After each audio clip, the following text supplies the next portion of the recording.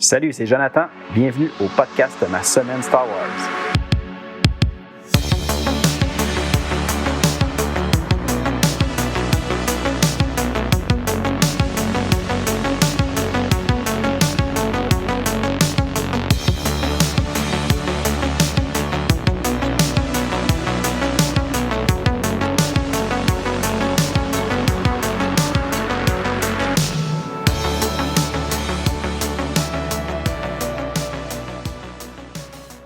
Hey, salut tout le monde! J'espère que vous allez bien. Aujourd'hui, on est rendu à l'épisode 27. Puis notre sujet, on va parler des numéros 11 et 12 de Knights of the Old Republic. Puis aussi, on a une petite nouvelle que je vais ajouter à la fin qui se passe exactement à ce moment-là dans l'histoire. Mais comme on fait à chaque émission, avant de commencer, je vais vous faire un petit retour sur ma dernière semaine. Cette semaine, j'ai fait quand même beaucoup de choses qui touchent Star Wars. J'ai avancé pas mal dans ma lecture de préparation pour la nouvelle série Ahsoka qui s'en vient au mois d'août. Puis j'ai terminé le premier roman de l'univers canon de Star Wars qui se nomme Thrawn. C'est le premier de la première trilogie qui était sortie il y a quelques années lorsque Disney a acheté la licence de Star Wars. Puis j'ai terminé cette semaine, c'était un peu c'est mon premier vrai contact avec la Thrawn, surtout de l'univers canon. J'ai pas encore lu les romans qu'il y avait eu il y a plusieurs années dans l'univers légende de Star Wars au niveau de Thrawn. Je me les réserve cette trilogie-là pour lorsque je vais être rendu à cet endroit-là dans la ligne du temps de l'univers légende. Mais pour me préparer à Ahsoka, puis de toute façon, comme Ahsoka, c'est maintenant dans l'univers canon, je trouvais que d'aller lire cette série-là de Thrawn allait me donner plus d'informations sur le personnage. Donc, j'ai terminé ça. J'en ai même profité. J'avais en ma possession l'adaptation en comique du premier roman de la trilogie. Puis, je l'ai aussi lu juste pour... tant qu'à l'avoir, je me suis dit, je vais aller mettre des images avec ça. Ça va être intéressant. Donc, j'ai commencé à lire ça. C'était vraiment bien. Sinon, je me suis rendu compte aussi qu'il y avait des petites vidéos qui existaient en ligne. Je les ai trouvées sur YouTube. C'est des vidéos qui concernent un peu la planète Lothal où se situent les aventures de la série Rebels. Puis en 2014, quand la série est sortie, il avait fait un peu comme un tie-in, si on veut, sur le site web. Puis il avait mis en ligne 11 courtes vidéos qui appelaient des HoloNet News Reports. Puis cette semaine, j'ai écouté ces 11 vidéos-là juste pour le fun, aller voir un peu à quoi ça ressemblait. C'était des très courtes vidéos, là, à peine 1 minute puis chacune. Puis c'était quand même bien, mais tu sais, c'est pas du tout quelque chose qui est nécessaire à aller écouter pour être au courant de ce qui se passe dans la série Rebels. Mais comme je suis un complétiste, j'avais le goût de les regarder. Donc j'ai fait ça, c'était bien. Sinon aussi, vous vous rappelez, il y a quelques semaines, j'avais lu le roman Une nouvelle aube, qui était un roman qui est en lien avec deux des personnages de la série Rebels, Hera et Kanan. C'est lorsqu'ils se sont rencontrés, c'est un peu leur histoire à ce moment-là. Ben, j'ai vu aussi qu'il existait une nouvelle qui est du nom de Mercy Mission et traduit en français Mission humanitaire, qui se passe avant le roman Une nouvelle aube. C'était en lien avec Hera Syndulla, une petite aventure qu'elle a vécue dans les débuts dans les débuts un peu de son histoire en tant que rebelle. C'était une très courte histoire, mais c'était intéressant. Puis si jamais c'est quelque chose qui vous intéresse à aller lire, ben je vous dirais allez voir ça sur le site. Si je me trompe pas, c'est sur le site des Crowfuckers qui font plusieurs traductions de nouvelles Star Wars. Puis si jamais c'est pas là, ben ça serait Star Wars Universe parce que c'est deux sites où il y a beaucoup de traductions françaises de nouvelles Star Wars. Donc allez voir ça, je vous suggère vraiment, c'était quand même très intéressant. Sinon, entre-temps, ce que j'ai fait aussi, j'ai terminé le premier roman jeunesse en lien avec la série Star Wars Rebels qui se nomme Au service de l'Empire. Dans ce roman-là, on suit les aventures d'un personnage du nom de Zar Leoni, qui qui désire joindre l'Académie impériale. On connaît pas beaucoup le personnage. Le seul moment où on le voit, c'est dans la série justement Star Wars Rebels. À un certain moment, Ezra Bridger, il infiltre l'Académie impériale, puis il rencontre ce personnage-là à l'Académie. Ben là, on a un peu une histoire de Zar Leoni avant qu'il joigne cette Académie-là. Donc, c'est une histoire vraiment juste pour en lien avec lui, un peu en connaître son passé, tout ça. Qu'est-ce qui l'a poussé à aller à l'Académie, puis tout ça. C'est une série, si je ne me trompe pas, en 4 romans jeunesse. Là, c'était le premier que j'ai lu qui se situait justement avant la série Rebels. Donc, c'est pour ça que je l'ai lu à ce moment-là.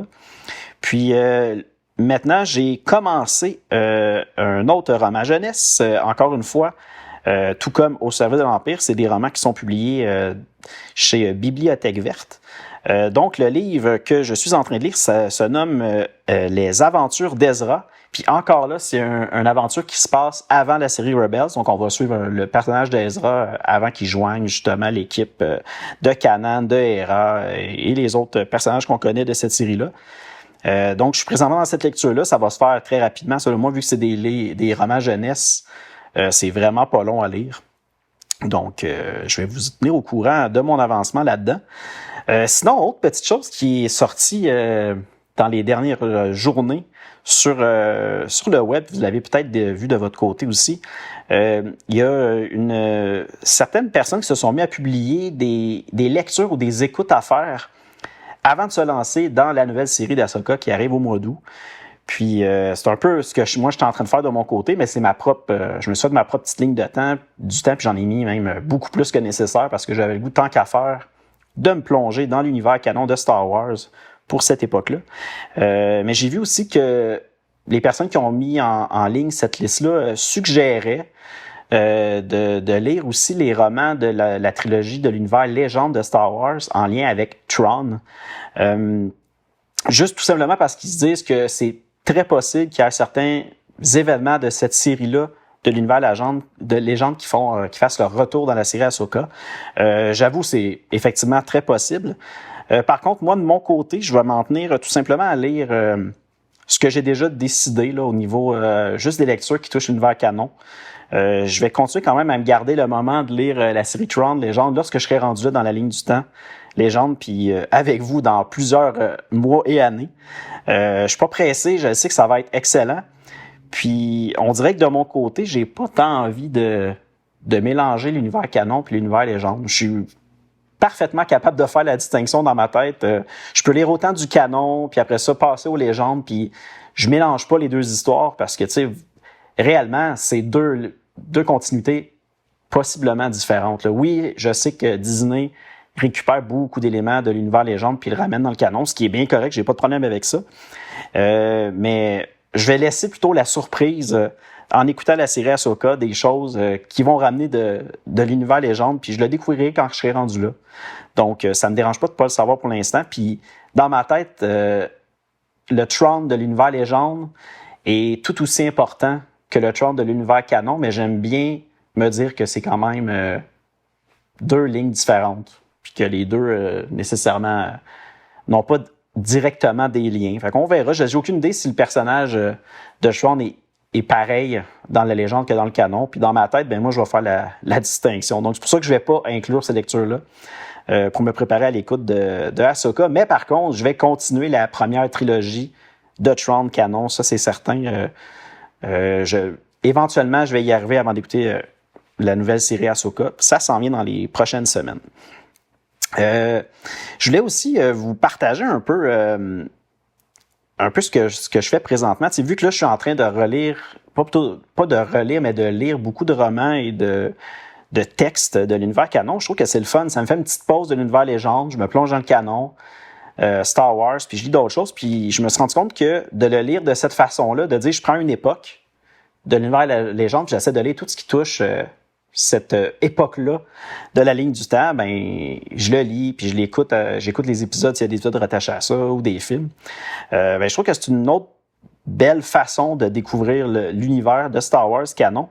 Puis je crois que dans le futur, une fois que j'aurai terminé avec l'univers ou plutôt l'époque des Rebels, aussi Ahsoka, tout ça, je vais peut-être me planifier un autre moment dans la ligne du temps canon, puis aller me refaire une autre petite liste de lecture, puis tout lire ça, écouter ça. Je sais pas si je vais me mettre, par exemple, je vais réécouter la nouvelle trilogie, puis je vais inclure tous les romans, tous les comics, toutes les nouvelles qui se passent à ce moment-là, puis me faire une autre ligne du temps, puis les lire et écouter pour découvrir ce moment-là. Je pense que ça pourrait être vraiment le fun. Puis, j'ai vraiment l'intention de répéter cette expérience-là parce que présentement, je m'amuse beaucoup avec ça. C'est vraiment bien. De toute façon, comme je vous dis, je vais vous en reparler éventuellement dans les prochains épisodes de ça. Mais c'est un peu ce que je fais ces temps-ci. Puis, je me rends compte que j'aime vraiment ça, faire ça. Donc, c'est ce que je vous avais... On va recommencer. C'était un petit peu bizarre, hein, ce bout-là. C'est ce que je voulais vous dire pour aujourd'hui. Puis sinon, là, je pense qu'on va être prêt à aller à passer à notre lecture principale de l'émission.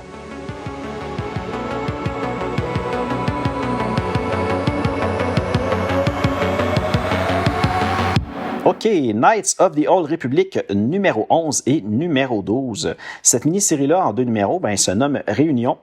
Réunion Part 1 et Part 2. Le numéro 11 a été écrit par John Jackson Miller et au dessin, on a Brian Ching. Puis, c'est paru chez Dark Horse Comics le 27 décembre 2006. Là, on retrouve Camper et Jarael qui tentent de récupérer l'argent d'un compte que Griff s'est fait geler par la République suite aux événements survenus sur Taris. Camper et Jarael sont sur une planète bancaire Télérat. De leur côté, Zane et Griff, sont restés sur le vaisseau, tandis que Camper et Jael, eux, sont déguisés pour essayer d'aller récupérer ce compte bancaire-là. Là, évidemment, Camper essaie de se faire passer pour le baron Hiro Margriff, qui se serait fait geler par erreur son compte dû à la ressemblance de son nom à celui de Marne Hiérogriff. Ils ont un rendez-vous avec un banquier qui va s'occuper de régler ce malentendu-là. À la fin de la rencontre, il y a 2 Itoriens qui attaquent les Camper et Jael par surprise et en profitent pour kidnapper le banquier. Alors, Camper et Jael ils partent aussitôt à leur poursuite. Puis à ce moment-là, on a Zane et Griff qui décident de les rejoindre. Puis là, Griff, il se rend compte qu'il connaît les 2 Itoriens. Ce sont les frères Moumo, du nom de Dub et Del. Puis selon Griff, ces 2-là représenteraient de très gros problèmes. Lorsque Zane réussit enfin à rattraper un des Itoriens qui transporte le banquier, on voit que le banquier reconnaît Zane. Croyez-le ou pas, le banquier, c'est en fait le père de Zane. Fait que là, petit numéro, j'ai déjà fait le résumé complet, c'est pas mal ce qui se passe dans le numéro 11. Mais oui, le gros scope du numéro, on rencontre le père de Zane. Puis à partir de là, on va voir qu'il va se passer pas mal d'autres choses. Le numéro 12, qui est tout simplement nommé Reunion Part 2, est encore une fois écrit par John Jackson Miller. On a au dessin, par contre, cette fois-ci, Harvey Tolibao. Puis le numéro 12 a été publié chez Dark Horse Comics le 10 janvier 2007. Donc là, maintenant, on se retrouve avec les frères Mumo qui sont présentement en communication avec le maître Jedi Raanate, qui est vraiment pas contente que les 2 aient capturé le banquier. Elle leur avait demandé tout simplement de le surveiller, de le garder à l'œil, mais surtout pas de le kidnapper.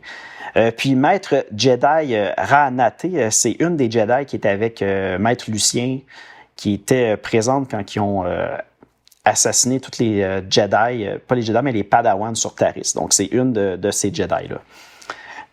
Lorsqu'elle met fin à la communication, là, les 2 frères se disputent, puis il y a un des 2 frères qui décide de partir, boire un verre pour se changer les idées. Là, on est de retour avec Zane qui informe ses amis qu'avant d'être assommé par les frères Mumo, il a eu le temps de reconnaître comme quoi que le banquier, c'était son père, Arvan Karik. Là, Jarael croit que son père a été kidnappé dans le but d'attirer Zane. Évidemment, ça fait bien du sens que ça soit possiblement pour ça. Plus tard, on a Griff qui retrouve Dub, un des deux frères Mumo, dans une cantina. Puis avec l'aide de plusieurs consommations et avec beaucoup de manipulation, ben, il réussit à convaincre Dub d'échanger le banquier contre Zane. Parce qu'évidemment, Zane, on le sait, il est recherché. Puis là, Griff, il dit, gars, laisse faire le banquier, moi je vais t'amener Zane. Ça va valoir bien plus la peine que tu kidnappes Zane plutôt que l'autre. Lorsque Dub retourne à son vaisseau, on voit que Zane, lui, est caché puis qu'il décide de le suivre sans que lui le voie jusqu'à son vaisseau. Arrivé au vaisseau, Zane surprend en cachette une conversation entre Del et la maître Jedi Raanate. Là, on voit que la Jedi, elle leur dit de se rendre en orbite tout de suite et d'attendre son arrivée pour qu'elle s'occupe elle-même personnellement de Arvan Karrik. Là, pendant ce temps-là, Zane, lui, réussit à retrouver son père, puis il le libère. Puis là, on voit comme une petite discussion entre les deux. Puis là, on voit vraiment que son père, ben lui, il sait que son fils, il n'a rien fait. Il croit son fils, puis il a confiance en lui. Ensuite, Dub rejoint son frère. Il est revenu au vaisseau. Puis il lui dit comme quoi qu'il doit amener tout de suite le prisonnier et prendre l'air. Mais son frère, lui, il veut pas du tout parce qu'il vient de discuter avec la Jedi. Puis il dit non, il faut qu'on parte tout de suite en orbite. On peut pas sortir avec le banquier à l'extérieur. À ce moment-là, on a Griff qui arrive pour procéder à l'échange du prisonnier. Puis là, on voit que tout ça mène à une grosse dispute entre les deux frères.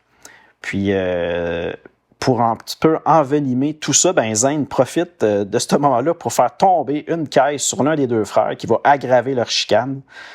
Puis, il va profiter de ce moment-là pour quitter le vaisseau avec son père. Là, il y a un peu de temps qui passe. On voit Arvan Karrik qui réussit à remettre l'argent du compte à Griff. Puis, en discutant, ben là, ils comprennent que la banque de la planète Telerat est en partie financée par la famille du maître Lucien Dre. C'est sûrement pour ça que ça explique pourquoi que probablement la raison du déplacement du père de Zane sur Telerat, ben, serait sûrement lié à Lucien qui voulait essayer d'attirer Zane à cet endroit-là.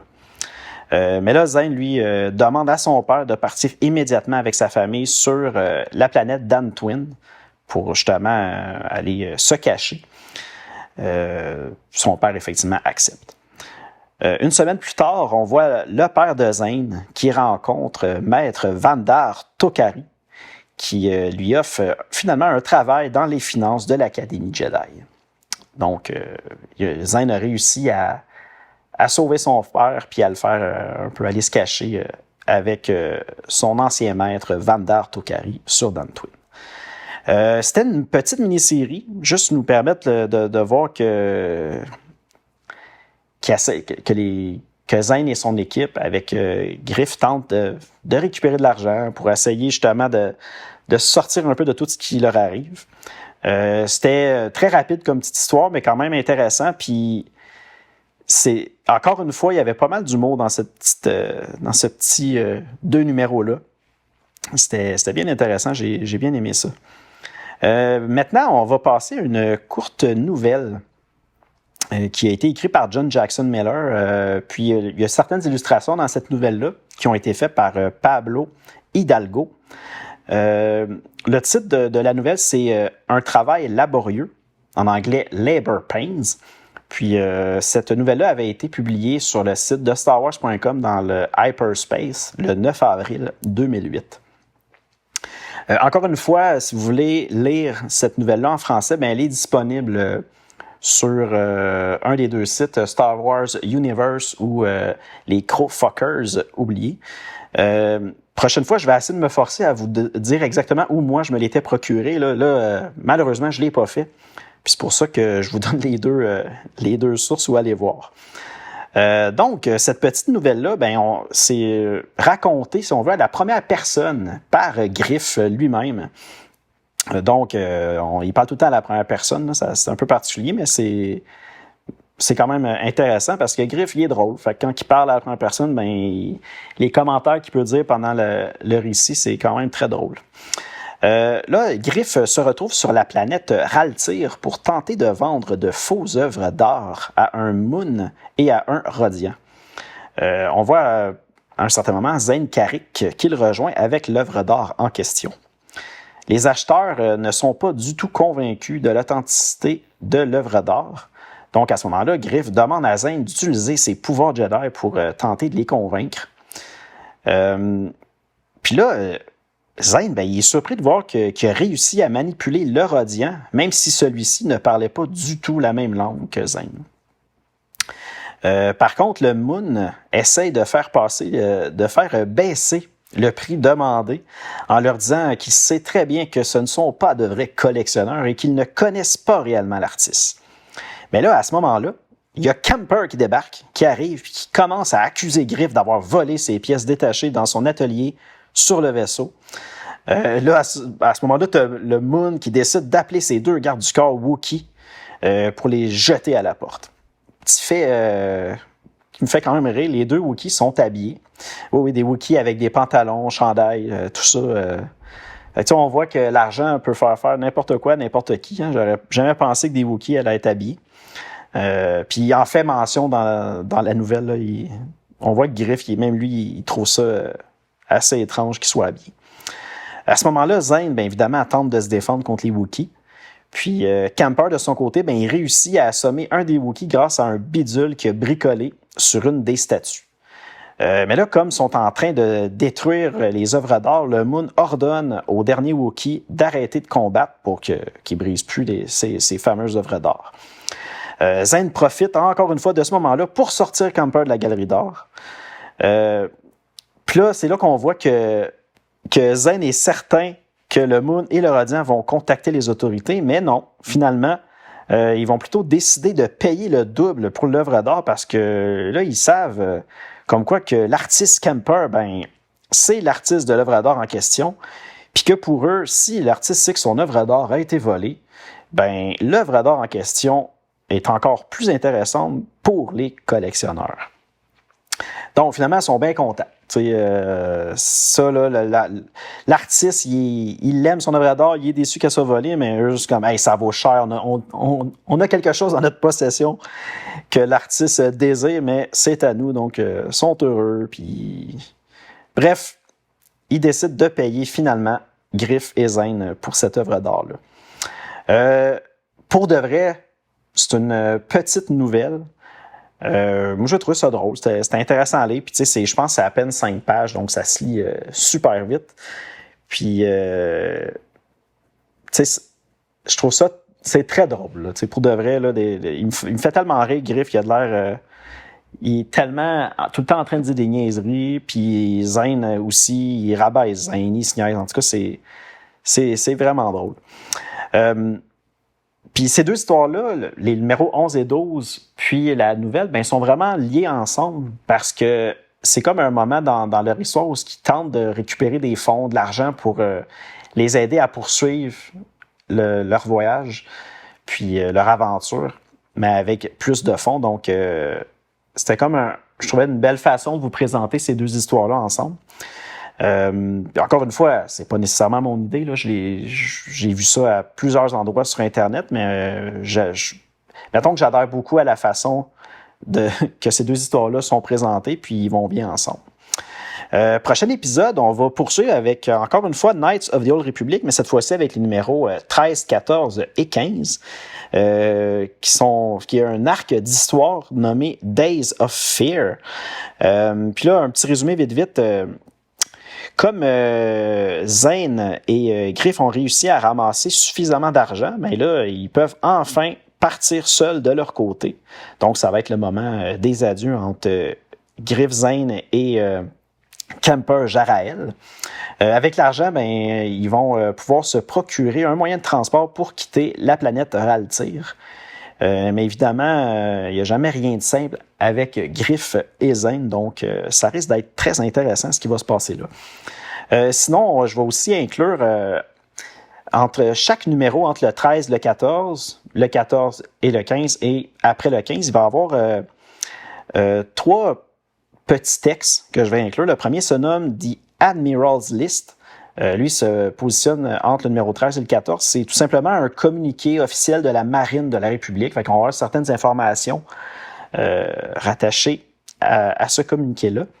Sinon, entre le numéro 14 et 15, on va avoir The Adjudicator Special Report, The Autorim. C'est un journal fait par un freelancer du nom de Krav Noblis. Donc, on va avoir d'autres informations rattachées à ça. C'est la première fois qu'on va lire le dit adjudicator. Donc, je sais qu'il va revenir à certains moments dans les Knights of the Old Republic. Donc, moi, tout ça, The Admiral List, The Adjudicator Special Report, puis le troisième qui est de Taris Holophede Siege Edition. J'ai jamais lu ça dans le passé. C'est la première fois que je vais faire la lecture de ça. Donc, on va voir si c'est intéressant, s'il y a du contenu qui vaut la peine d'être lu. Je vais pouvoir vous partager ça au prochain épisode. Puis le troisième que je vous ai mentionné rapidement, de The Taris Holophede Siege Edition, lui, il est positionné après le numéro 15. Puis c'est le deuxième holo-journal de la planète Taris. Donc, on va voir de quoi ça va parler à ce moment-là. Donc, c'est un rendez-vous pour le prochain épisode. C'est déjà ce qui met fin à l'émission pour cette semaine. Une émission assez rapide. C'est sûr qu'on n'avait pas énormément de contenu. Encore une fois, si vous voulez me donner des commentaires ou juste m'écrire, vous pouvez le faire à l'adresse courriel masemainestawars@gmail.com. Je vous invite aussi à aller consulter la page YouTube de l'émission, parce que à certains moments, je vous publie des courtes vidéos qui vous montrent un peu mes lectures que j'ai fait, des réceptions que j'ai fait. Sinon, Facebook, Instagram, Twitter, c'est encore accessible. Allez voir là, je vous publie mes lectures que je fais présentement. Sinon, le podcast est disponible sur Apple Podcasts, Google Podcasts, Spotify, iHeartRadio, Deezer, Stitcher, TuneIn, Amazon Music et sa plateforme Audible. Donc, encore une fois, merci d'avoir été là. J'ai hâte qu'on se reparle la semaine prochaine. Et d'ici là, allez lire du Star Wars, écoutez du Star Wars. À bientôt. Salut.